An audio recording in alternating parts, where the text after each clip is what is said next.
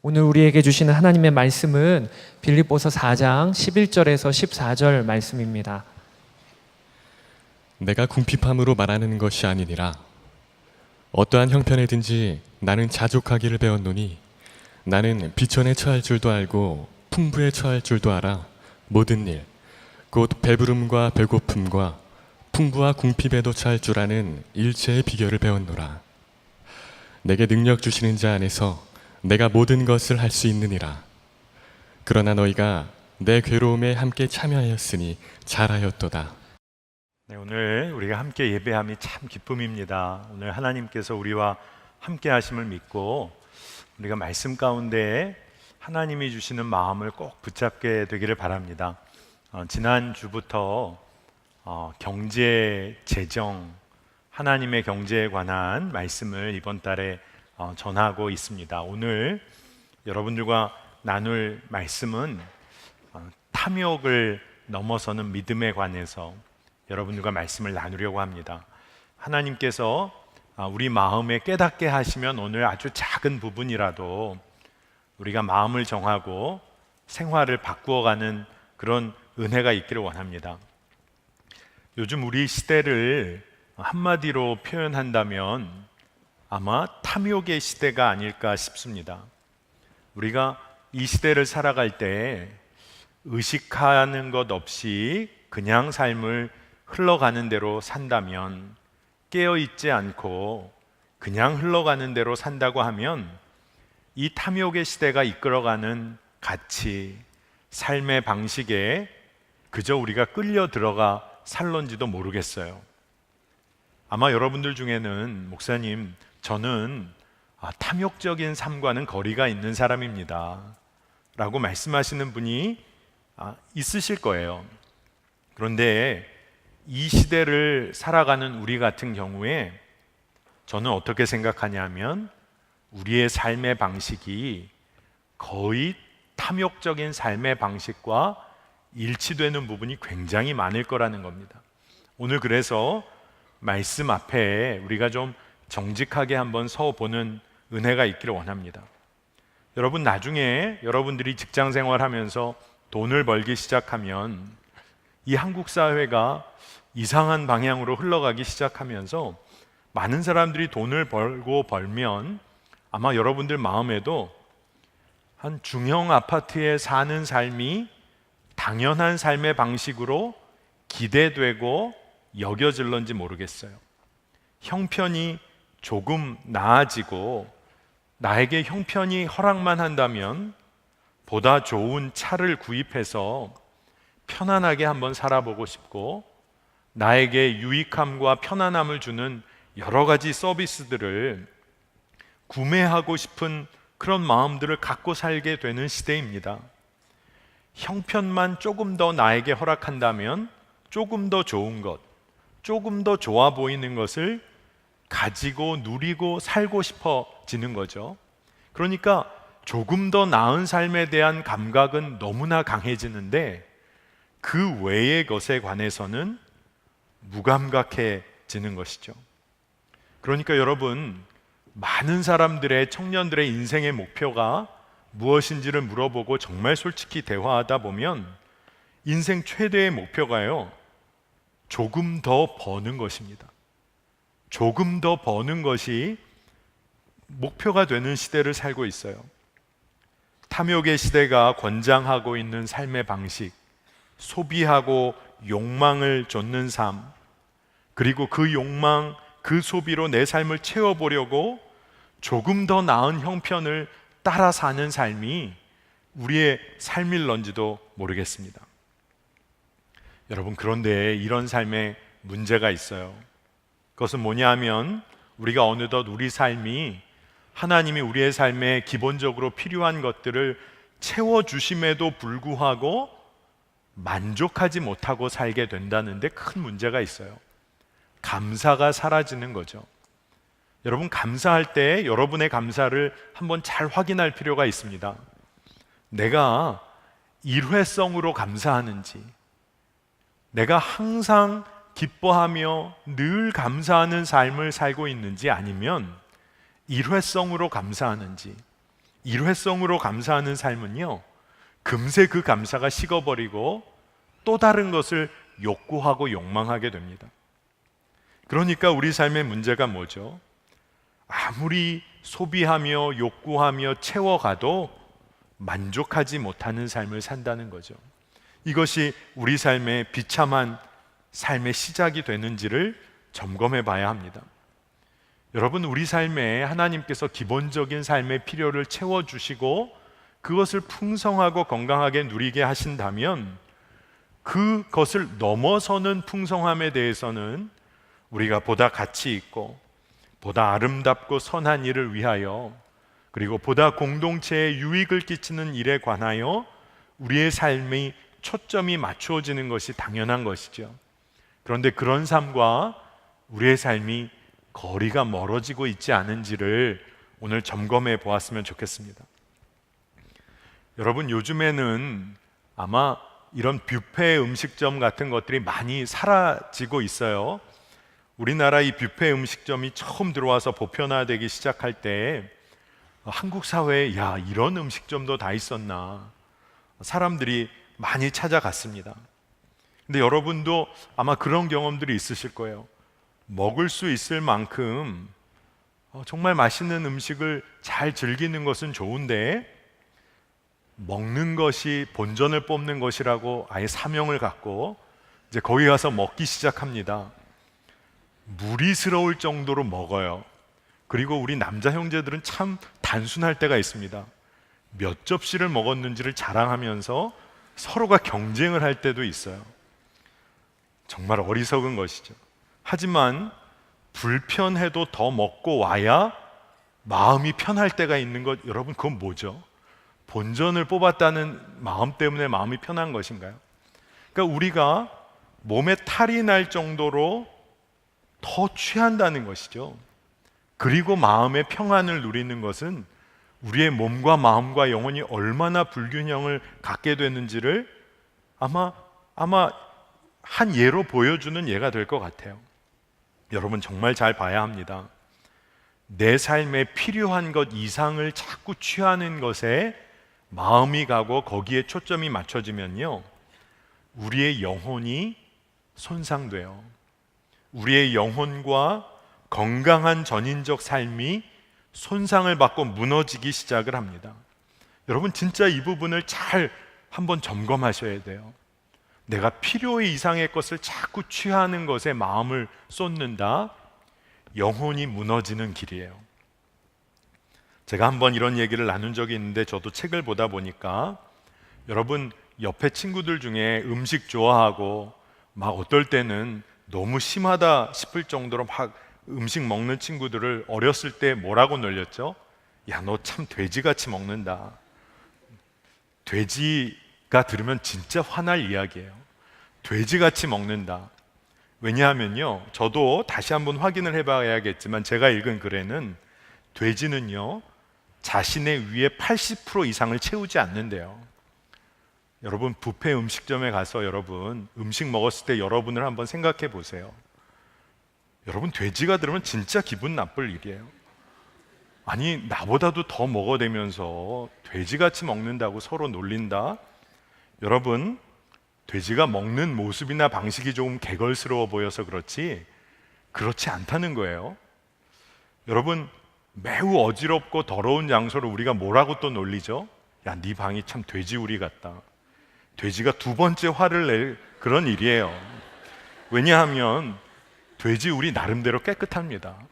오늘 이 예배 드리는 이 시간에 누군가가 여러분의 방에 몰래 가서 몰래카메라로 이 영상으로 여러분의 방을 보여준다고 하면 아마 내 방 아니라고 막 주장할 거예요. 자기 방이면서도.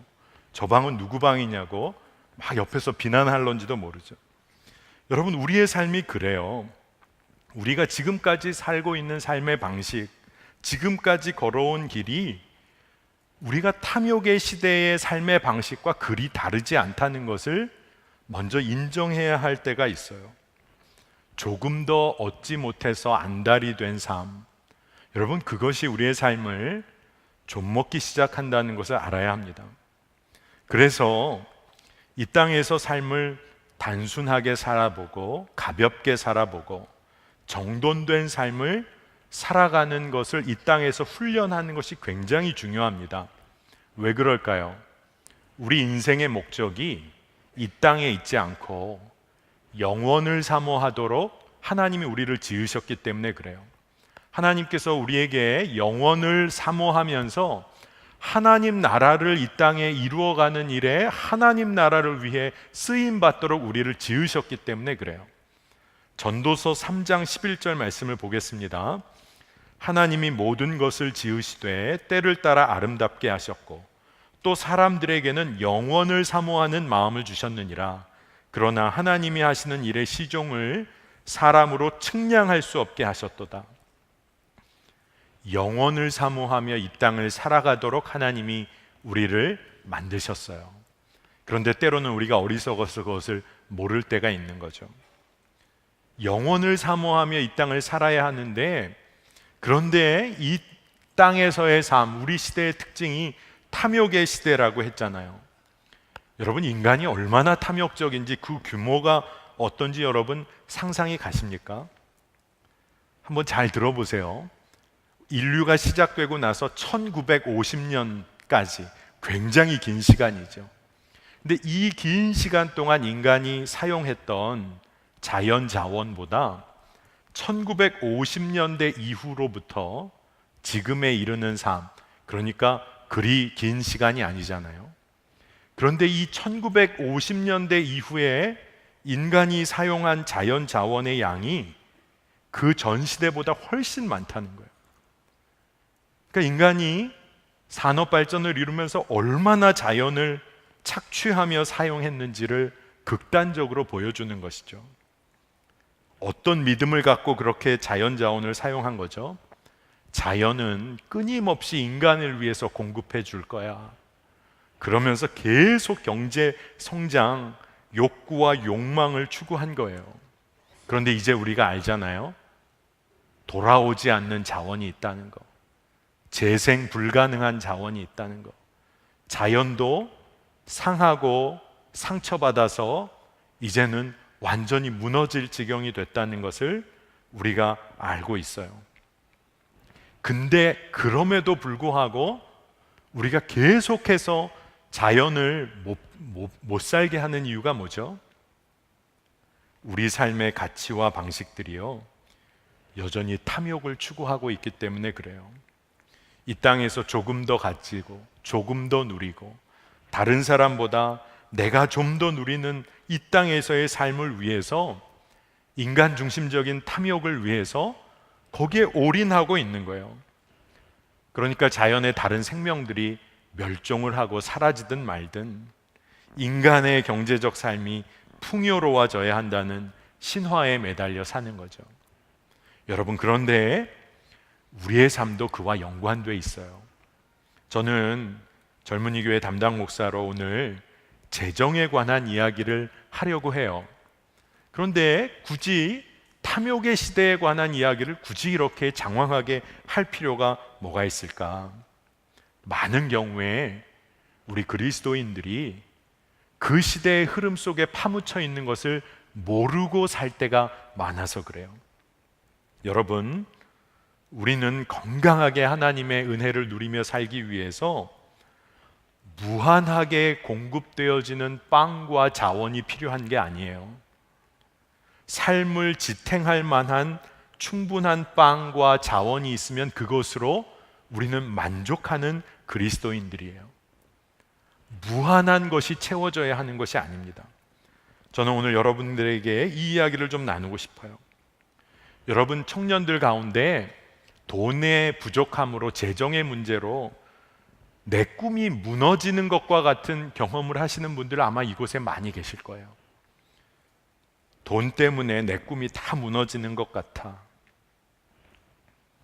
그렇지 않습니까? 그런데 한 가지를 잘 알아야 돼요. 우리가 거기서 더 무너지는 길이 있어요. 그것은 돈 때문에 내 꿈이 다 무너진다고 여기면서 그렇기 때문에 돈을 신뢰하는 길을 선택하는 거예요. 그것은 우리의 삶이 더 무너지는 길입니다. 저는 오늘 여러분의 삶이 돈에, 재정에 휘둘리지 않는 삶 살게 되기를 축복합니다. 그런데 여러분들 아마 벌써 질문이 들 거예요. 목사님, 진짜 어려운 경제적 삶의 현실 어떻게 해야 합니까? 지금 현실적으로 다가오는데. 저는 여러분들이 오늘 말씀을 풀어가면서 이 부분에 대한 믿음이 생기기를 원하는데, 먼저 결론부터 이야기하면, 그리스도인들의 공동체는 서로를 살려야 하는 공동체예요. 그리스도인들의 공동체이면서도 내가 나의 경제의 문제를 해결하기 위하여 초점을 맞추고 있으면 이 문제는 해결되지 않아요.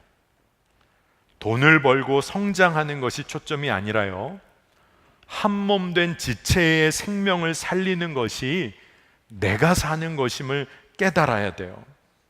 여러분, 근데 이게 정말 어려운 일 같잖아요.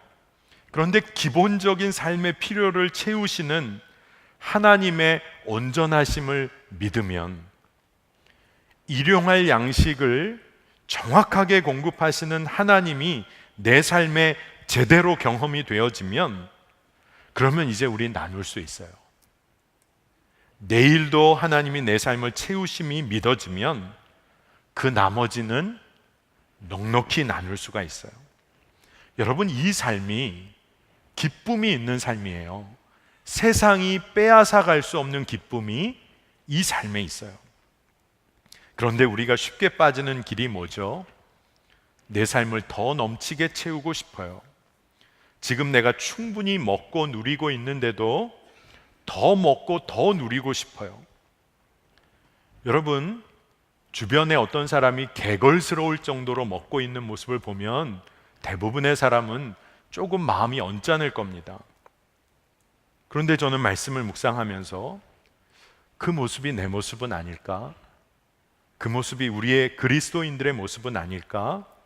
생각해 봤어요. 저는 오늘 여러분들에게 제 삶의 이야기를 좀 여러분과 좀 많이 나누려고 합니다. 여러분들에게 좀 불편하지 않기를 바라요.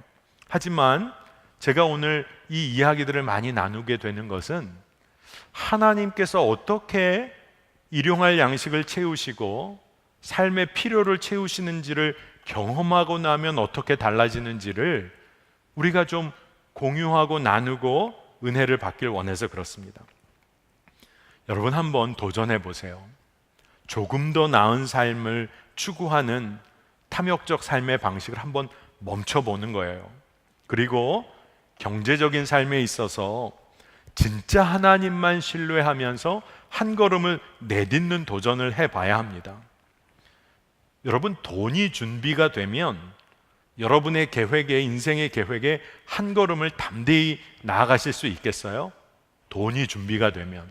아마 여러분들 중에 오늘 마음에 벌써 아멘입니다 이런 분 계실런지 모르겠어요. 근데 제가 다시 한번 질문을 드릴게요.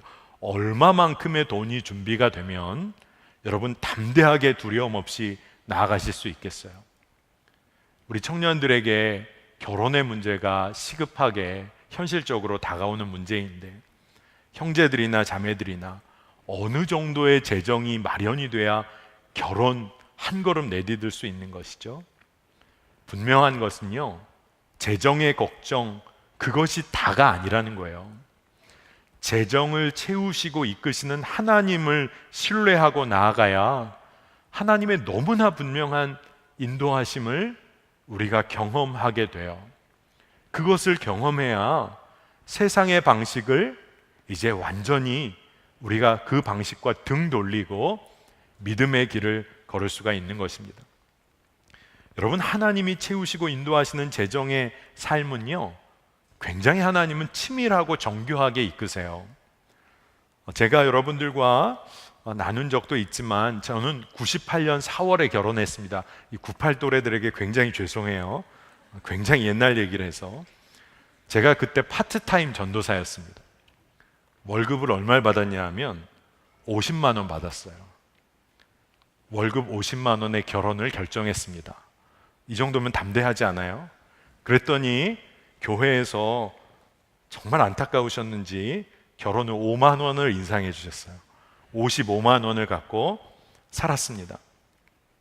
그해 8월에 제가 미국으로 유학을 떠나기로 작정을 했는데 하나님은 너무나 놀라운 타이밍으로 IMF를 만나게 하셨어요.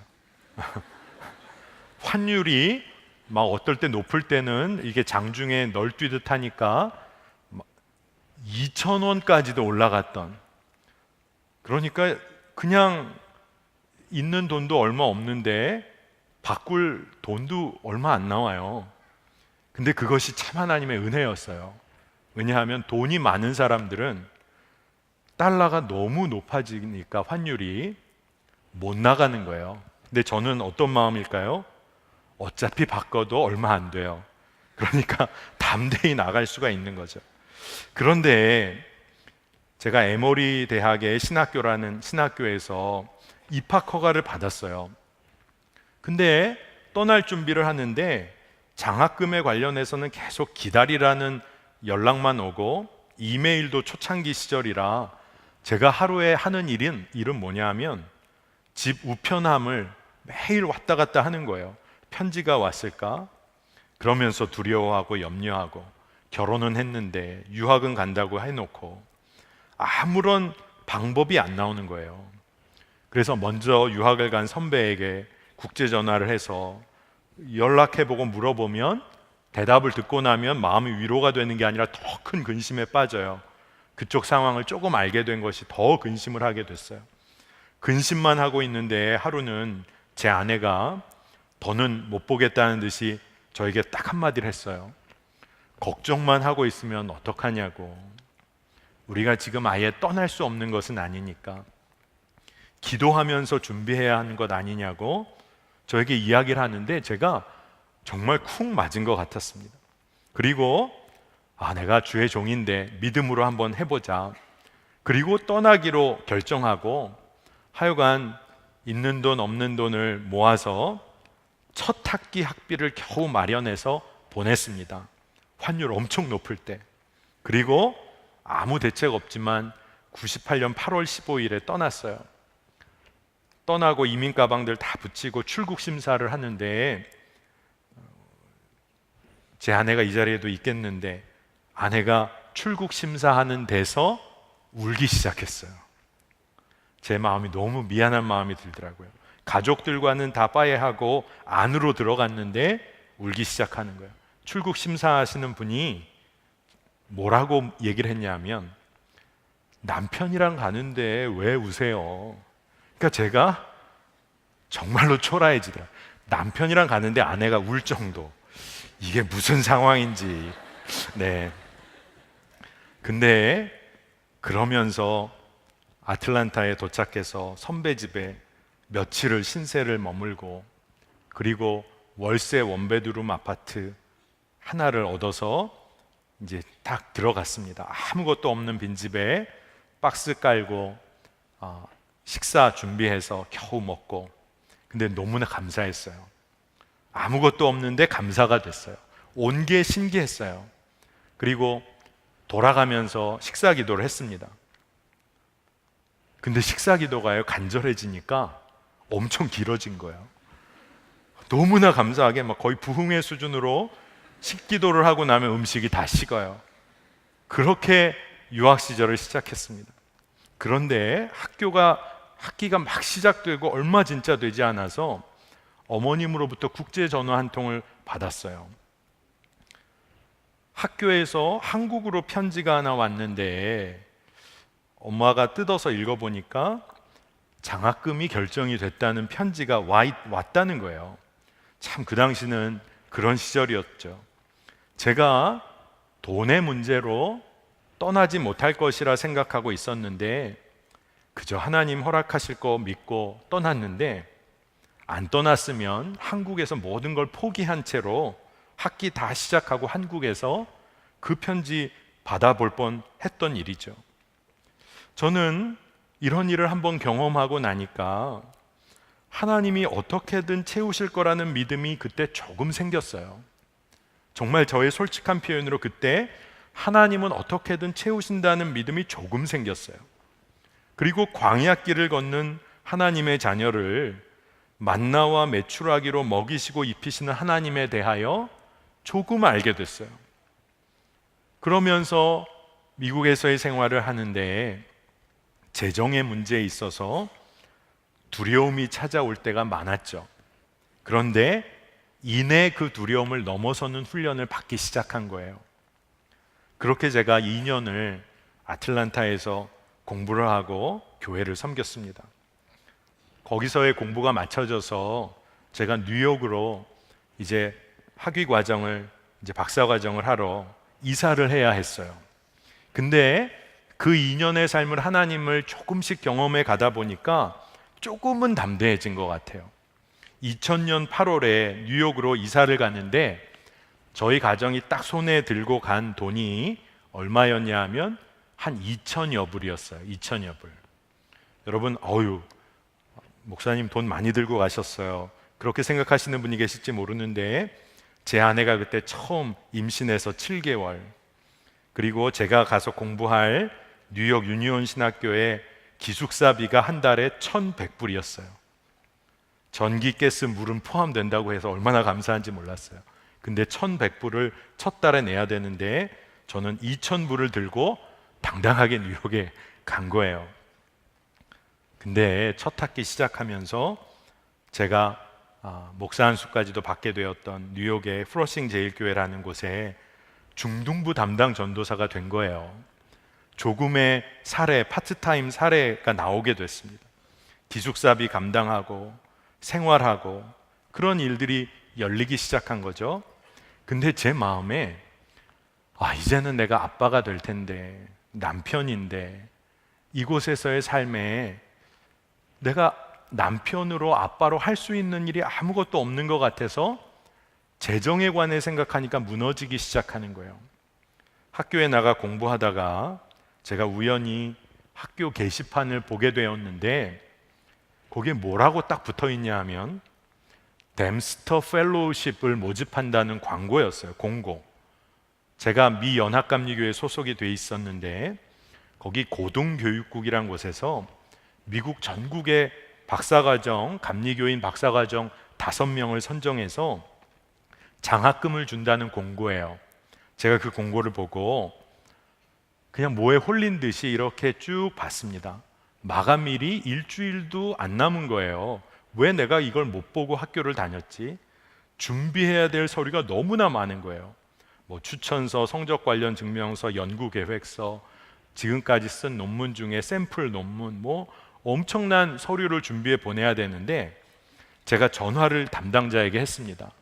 담당자가 뭐라고 아주 친절하게 안내를 해주냐면 너는 자격은 되는데 지금부터 서류 준비하면 어려울 거야. 일주일 동안 서류 준비하기 어려워. 그러니까 넌 내년에 한번 해봐. 제가 뭐라고 말했을까요? 괜찮아. 하여간 뭐가 필요한지 다 말해봐.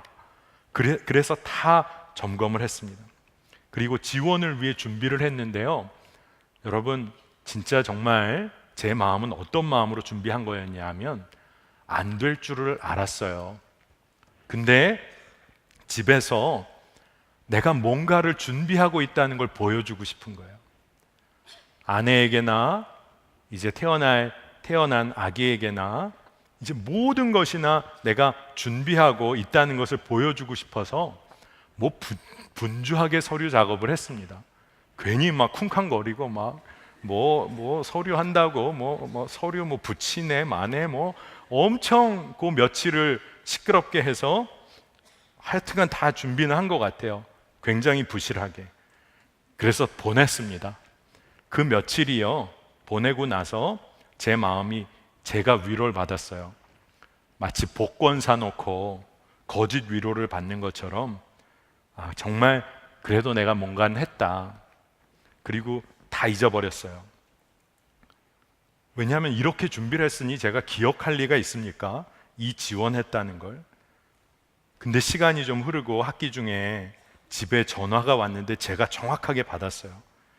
영어도 한 2년째라 조금은 소통이 되지만 완벽하진 않은데 잘 들어보니까 제가 됐다는 거예요. 장학금에.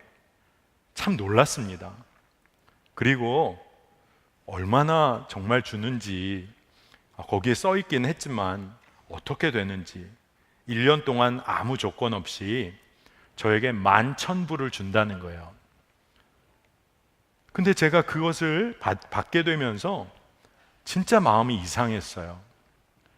잘 준비한 것 같지도 않고 겨우 준비한 것 같은데 내가 이것을 어떻게 받게 되었을까? 저는 오늘 여러분들에게 제가 장학금 받게 된 얘기를 하려는 거 아닙니다.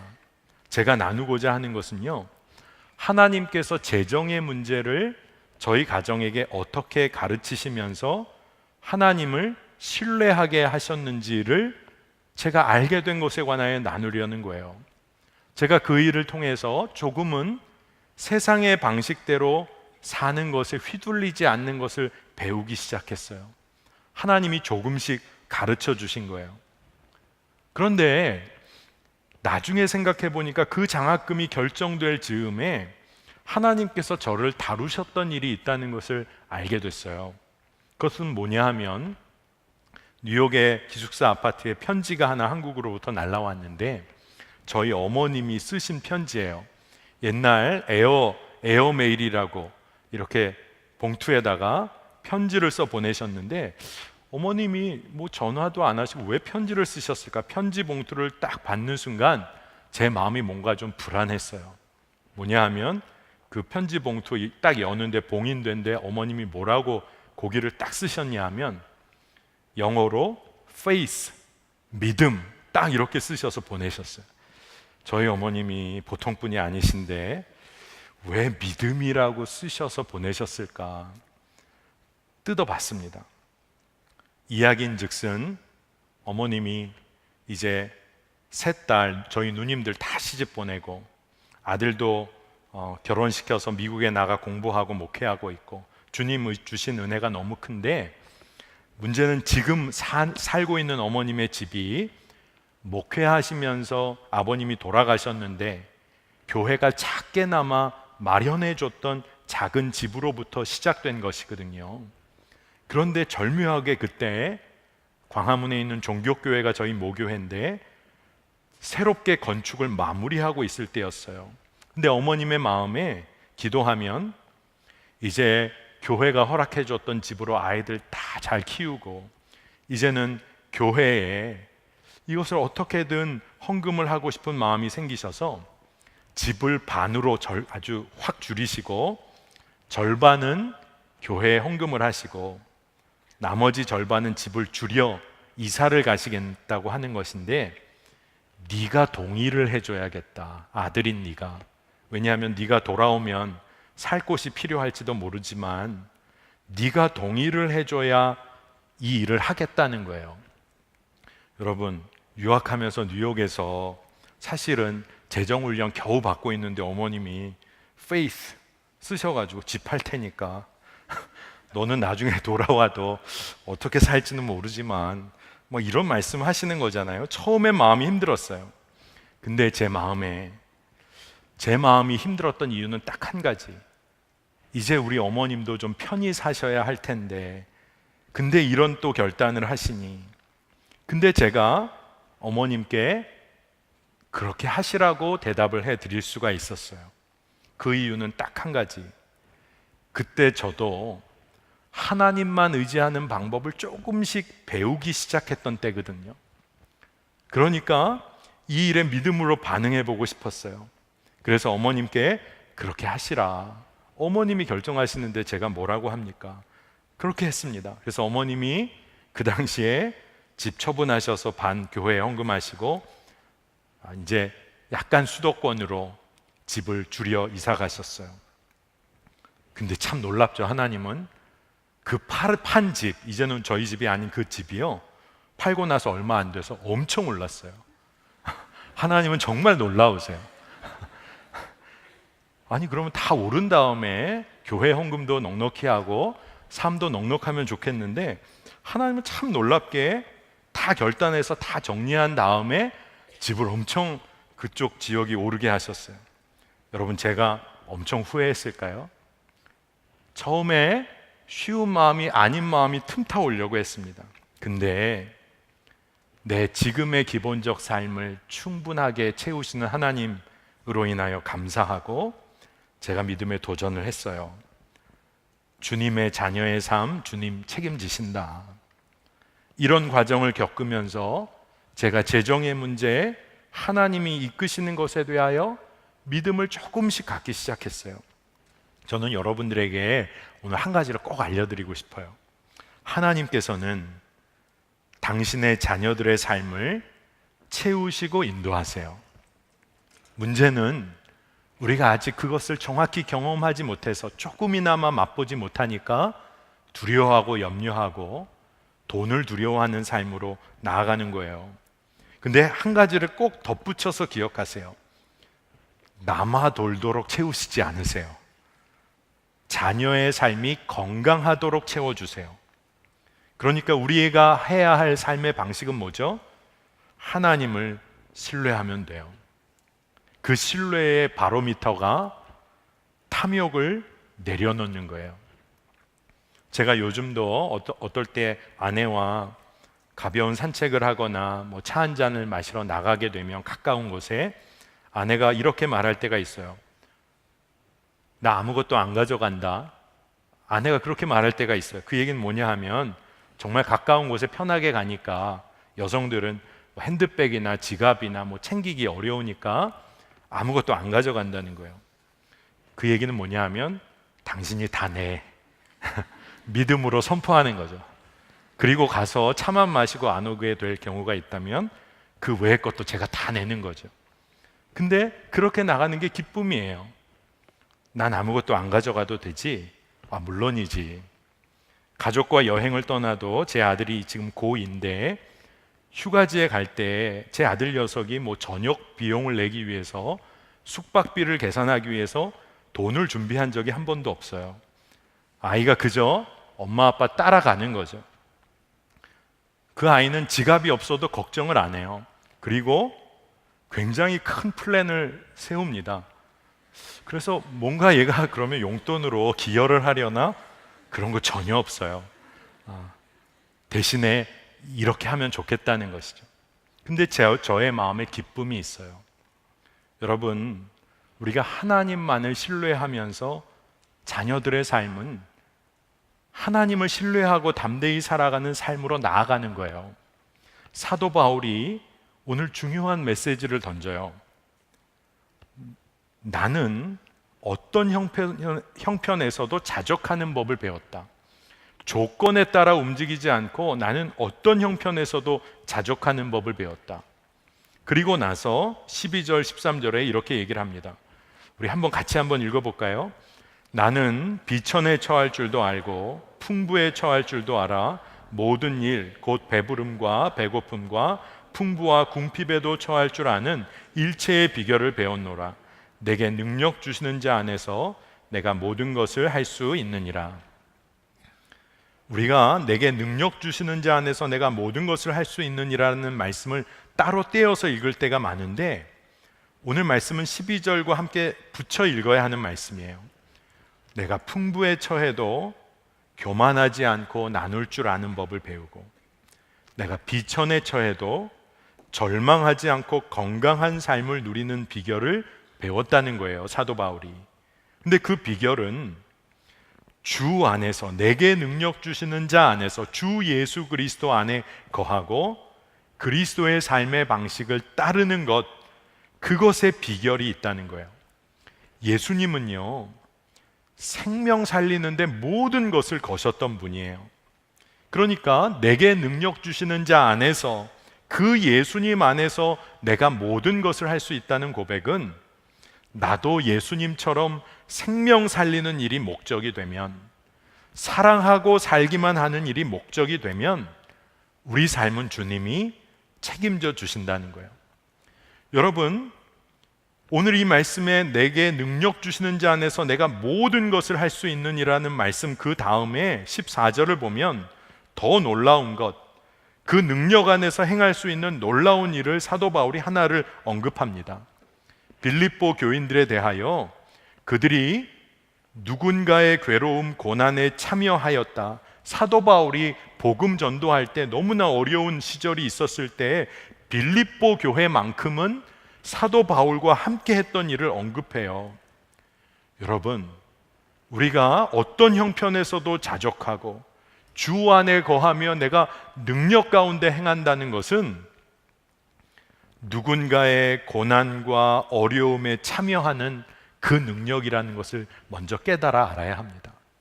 그 능력이 붙잡아지면요, 하나님은 우리의 삶 완전하게 책임져 주십니다. 왜냐하면 하나님이 우리를 먹이시고 입히시기를 원하세요. 마태복음 6장 25절, 26절, 30절을 보면 그러므로 내가 너희에게 이르노니 목숨을 위하여 무엇을 먹을까 무엇을 마실까 몸을 위하여 무엇을 입을까 염려하지 말라. 목숨이 음식보다 중하지 아니하며 몸이 의복보다 중하지 아니하냐. 오늘 있다가 내일 아궁이에 던져지는 들풀도 하나님이 이렇게 입히시거든 하물며 너희일까 보냐. 믿음이 작은 자들아. 하물며 너희일까 보냐. 믿음이 작은 자들아. 여러분, 우리가 이 땅에서 우리의 삶의 재정적인 삶, 경제적인 삶의 영역에 있어서 진짜 필요한 게 뭔지 아십니까? 믿음이에요, 믿음. 여러분, 우리가 담대하게 행할 사명, 믿음으로 감당하면 하나님은 그 자녀의 삶 책임지십니다. 하나님의 경제는요, 하나님께서 그 자녀들의 삶을 책임지시는 살림을 하나님이 사신다는 거예요. 그러니까 하나님은 우리를 살리시고 우리는 이웃을 살리는 삶을 사는 겁니다.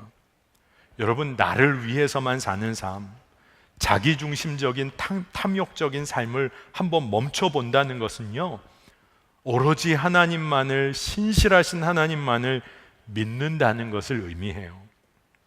오늘 사도 바울이 우리가 읽진 않았지만 그 밑에 4장 19절에 이렇게 빌립보 교인들을 축복합니다. 나의 하나님이 그리스도 예수 안에서 영광 가운데 그 풍성한 대로 너희 모든 쓸 것을 채우시리라. 이게 사도 바울이 빌립보 교인들을 축복한 내용이에요. 빌립보 교인들이 어려움 가운데 있는 사도 바울을 도왔어요. 사도 바울의 고난을 품어냈어요. 근데 사도 바울의 축복은 하나님이 너희의 모든 쓸 것을 풍성히 채우실 것이다. 여러분, 재정의 삶에 관하여 제가 너무 쉽게 이야기하는 것 아닙니다. 걱정이 생길 때가 있어요. 우리가 육신을 가지고 이 땅을 사는 한은 재정의 문제가 걱정으로 염려로 다가올 때가 있습니다.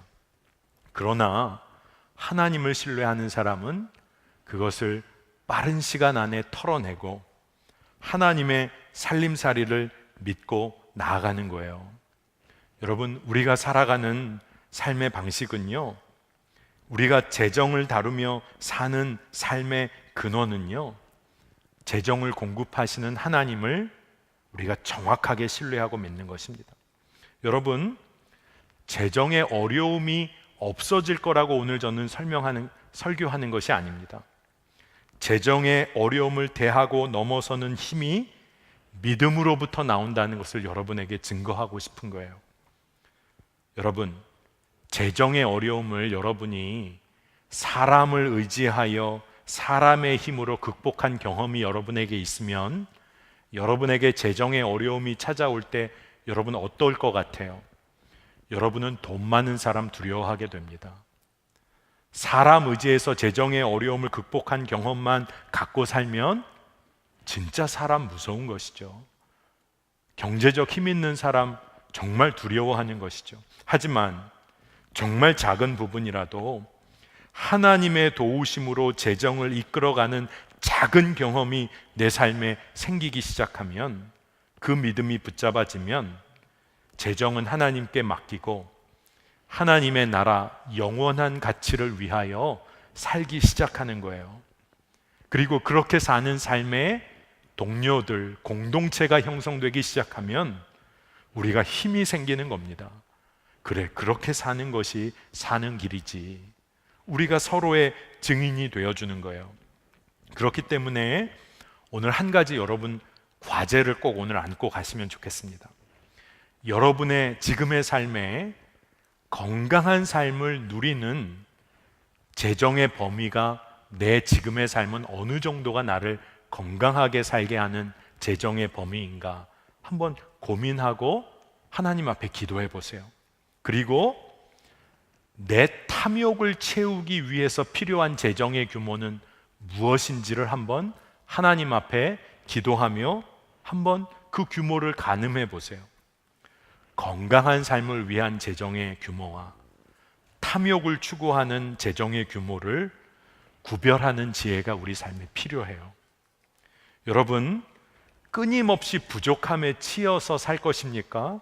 아니면 내 삶의 부족함은 하나님이 채우신다, 하나님께서 자녀의 삶을 책임지신다, 이것 정말 붙잡고 탐욕에 치여 사는 삶 아니라 하나님만 신뢰하고 자녀의 권세를 누리며 여러분 사시기를 원하십니까? 여러분, 재정에 있어서 작은 실험을 한번 해보세요. 건강한 삶을 하나님 책임져 주십니다. 저는 그 98년에 유학 떠나고 이곳에 돌아와 또 목회하고 있지만 한 가지 여러분에게 꼭 증거할 것이 있어요. 나중에 여러분 찾아오세요. 해주고 싶은 얘기가 많아요. 그것은 뭐냐 하면 하나님의 자녀들이 재정으로 인하여 하나님은 수치를 당케 하지 않으세요. 여러분이 하나님 앞에 건강한 삶을 추구하면, 믿음으로 그 길을 걸으면 하나님은 재정의 문제에 있어서 여러분을 수치당하게 하지 않으십니다. 건강한 증인으로 여러분을 삼아주세요.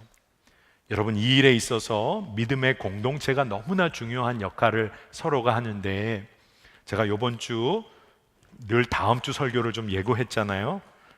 다음 주에는 이거에 관해 말씀을 좀 나누고 싶어요. 믿음의 공동체가 재정에 도전을 하고 서로를 살리고 채우는 일에 얼마나 중요한지 그 일을 좀 여러분과 나누기를 원합니다. 자, 오늘 말씀 붙잡고 좀 기도하겠는데, 오늘 좀 시간이 좀 지났지만 두 번에 좀 나눠서 기도를 하겠습니다. 좀 짧더라도 두 번에 나눠서 기도할게요. 먼저 기도할 것은 그렇습니다. 우리가 예수님 안에서 하나님의 풍성한 사랑을 신뢰하기를 원합니다. 이 신뢰와 믿음이 회복되기를 위해서 기도합시다. 그래서 여러분 정확하게 기도해 주세요. 우리를 채우시고 살리시는 하나님의 살림살이를 우리가 믿음으로 붙잡고 오늘의 삶이 탐욕에 휘둘리는 삶 아니라 사명에 이끌리는 삶 되게 하여 주옵소서. 사명에 이끌리는 자의 삶을 살게 하여 주소서. 우리 함께 기도하겠습니다. 하나님, 오늘 주님을 의지하고 신뢰합니다. 주님만으로 충만한 삶을 누리기를 원합니다. 하나님만을 신뢰하는 믿음이 회복되게 하여 주시고, 하나님의 살림살이 우리의 자녀들의 삶을 채우시는 그 놀라운 은혜를 깨달아 알게 하여 주시기를 원합니다. 오늘의 삶에 있어서 탐욕에 휘둘리는 삶이 아니라 사명에 이끌리는 삶을 살게 하여 주시기를 원합니다. 주여, 사명자의 삶, 주의 나라, 하나님의 나라를 위하여 쓰임받는 삶을 살게 되기를 원합니다. 오늘 이 시간에 주의 말씀처럼 우리가 풍부에 처할 줄도 비천에 처할 줄도 아는 일체의 비결을 알게 하시고, 예수 그리스도 안에서 내게 능력 주시는 자 안에서 모든 것을 감당할 수 있는 능력을 회복해 하여 주시고, 하나님, 어려운 이웃들의 고난에도 참여하는 믿음을 더하여 주시기를 원합니다. 주여, 돈과 재정에 휘둘리는 삶이 아니라 하나님의 사명에 이끌리는 삶을 누리게 하여 주시고, 온전한 회복을 우리의 삶 가운데 부어주시기를 원합니다. 주를 더욱 의지하게 하여 주소서. 주님을 신뢰하고 주님을 경험케 하여 주시기를 원합니다. 한 번만 더 기도하겠습니다. 말씀을 선포하면서 제 마음에 주님 주신 마음이 있어요. 그것은 뭐냐 하면, 오늘 이 예배 가운데 말씀 가운데 있으면서도 기본적인 삶의 필요에 있어서 정말 어려움에 처한 지체들이 이곳에 있다는 그런 마음이 주님께서 주셨어요. 이 시간 우리 기도합시다. 하나님께서 하나님의 방법으로 채우심을 경험하게 해달라고 믿음 가지고 기도합시다. 하나님, 저의 필요를 주님 채우실 뿐 아니라 제가 흘려보내는 자 되게 해주세요. 부족하여 돈에 휘둘리는 삶 아니라 하나님을 온전히 경험하는 삶 살게 하여 주옵소서. 우리 주의 이름 한번 부르고 기도합니다. 주여, 오 하나님, 오늘 간절히 기도하는 것, 우리 청년들의 삶 가운데, 젊은이의 공동체 가운데 하나님, 돈에 휘둘리고 재정에 휘둘리고 돈을 두려워하며 사는 삶 인생 아니라 하나님을 온전히 경험하는 믿음이 부어지기를 원합니다. 오늘 우리 청년들의 삶 가운데 기본적인 삶의 필요가 채워지지 않은 어려움 가운데 있는 청년들의 삶 가운데 하나님 역사하여 주셔서 주여 필요를 채우실 뿐 아니라 하나님 흘려보내는 자 되게 하여 주시기를 원합니다. 우리 공동체가 사람을 살리고 서로의 필요를 채워주는 공동체 되기를 원하고 하나님 이 일에 믿음을 사용하는 공동체 되기를 원합니다. 돈을 두려워하고 돈을 신뢰하는 믿음 아니라 하나님만을 신뢰하고 주로 인한 기쁨과 감사가 회복되어지는 은혜를 누리게 하여 주시기를 원합니다. 살아계신 하나님을 온전히 경험하게 하여 주셔서 주여 세상 가운데 이리저리 흔들리지 않고 하나님을 기뻐하고 감사하며 주의 길 걷게 하여 주시기를 원합니다. 주여 주님으로 인한 기쁨이 회복되게 하여 주시고 두려움 아니라 기대로 소망으로 나아가는 자 되게 하여 주시기를 원합니다. 하나님 주의 길 걷게 하여 주소서. 하나님 감사합니다. 오늘 주님을 경험하기를 원합니다. 믿음으로 산다고 하지만 세상 두려워하고 돈에 휘둘리고 재정의 문제에 부닥치면 그대로 무너졌던 우리의 삶을 주님께 완전히 맡기기를 원합니다. 하나님께서 우리 자녀들의 삶을 책임지시고 입히시고 먹이시는 줄 믿습니다. 우리가 탐욕적인 삶을 추구하여 돈에 무너지는 인생 아니라 풍성히 채우고도 건강한 삶으로 이끄시는 하나님을 신뢰하게 하여 주시기를 원합니다. 그리고 특별히 기도하는 것, 하나님 삶의 기본적인 필요의 문제에 정말로 어려움을 겪고 있는 청년의 시기를 보내는 청년들이 이 자리에 있습니다. 하나님을 끝까지 신뢰하게 주님 믿음의 믿음을 부어주시고 하나님의 방법으로 채우심을 꼭 경험케 하여 주시고 그들이 흘려보내는 자로 당당히 설 수 있는 믿음을 허락해 주시기를 원합니다. 우리가 부족하여 돈에 휘둘리고 돈 있는 사람을 두려워하며 세상 두려워하며 사는 인생이 아니라 살아계신 하나님 경험하고 하나님 나라를 위하여 쓰임받는 자 되게 하여 주옵소서. 오늘 정말로 믿음으로 정말로 자신의 재정을 구별하여 하나님께 올려드리는 우리 사랑하는 청년들 성도들의 삶이 있습니다. 하나님 그 손길을 거룩히 구별하셔서 수많은 사람들을 살리는 손길이 되게 하시고 오늘 드릴 것 없지만 마음과 삶을 드린 우리 청년들의 간절한 기도를 주님 기억하셔서 저들의 평생에 하나님 나라의 큰 일꾼으로 쓰임받게 하여 주시기를 원합니다. 오늘 세계 곳곳에서 예배하는 주의 형제 자매들을 붙잡아 주시고 예배 온전히 드리지 못하고 숨어 예배 드릴 수밖에 없는 그러한 형편 가운데서도 하나님만을 바라보는 주의 백성들을 주여 저들을 붙잡으시고 새 힘 부어주시기를 원합니다. 이 일에 우리가 연합하여 기도하는 젊은이 교회 되게 하여 주시고 무더운 여름 해외 선교로 국내 선교로 중보의 기도로 함께 애쓰는 모든 공동체의 구성원들 위해 한없는 주의 기쁨을 재정 가운데 역사하시는 주님의 경제를 우리가 경험하게 하여 주옵소서. 감사합니다. 예수님의 이름으로 간절히 기도합니다. 아멘.